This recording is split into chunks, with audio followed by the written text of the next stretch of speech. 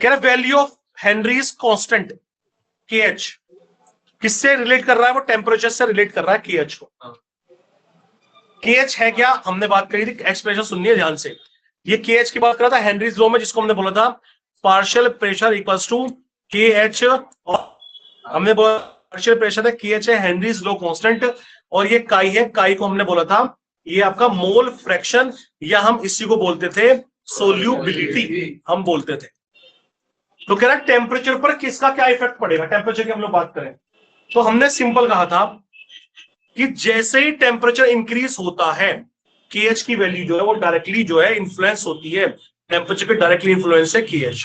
ये हमारे पास कंसेप्ट है, यानी कि टेम्परेचर बढ़ेगा तो KH की, सुनना ध्यान से, टेम्परेचर बढ़ेगा तो KH की वैल्यू भी बढ़ेगी, अगर टेम्परेचर घटेगा तो KH की वैल्यू घटेगी। ये एक कंसेप्ट है, जब आप ये लिखोगे तो ये कंसेप्ट लिखना और इसको करना हाईलाइट, ताकि आपको आगे के कंसेप्ट आपको याद रहे, नहीं तो ऐसे भूल जाओगे। तो option C is the right answer. Next question की तरफ चलते हैं, सेकंड की तरफ।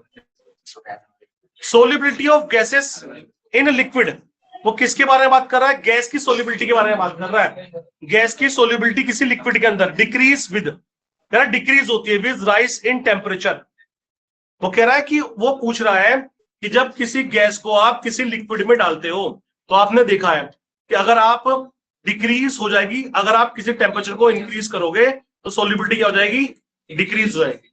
हमने पढ़ा भी था काइनेटिक एनर्जी से रिलेटेड, हमने कुछ लगाया था, इसके बारे में हमने बात करी थी, और हमने ये बात करी थी कि ऐसा क्यों होता है, तो इसके बारे में हमने बताया था क्योंकि आप टेम्परेचर बढ़ाना ही क्या कहलाएगा, ऑब्वियसली क्या कहलाएगा, ये तो एक्सोथर्मिक है, काइनेटिक एनर्जी बढ़ रही थी, इससे रिलेटेड हमने बात करी थी।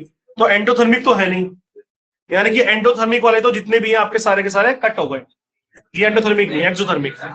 अब ये बोलता है एंडोथर्मिक एक में रिवर्सिबल प्रोसेस और एक है इरिवर्सिबल प्रोसेस।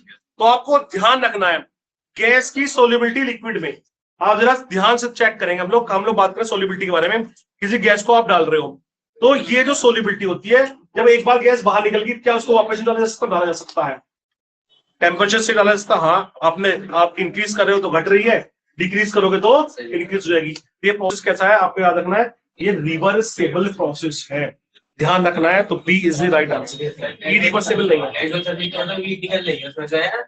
हीट निकल नहीं रही है, इसका मतलब ये नहीं है, इसका मतलब ये कि जब हम टेम्परेचर दे रहे हैं तो रिएक्शन जो है, रिएक्शन डिमांड करती है कम टेम्परेचर का,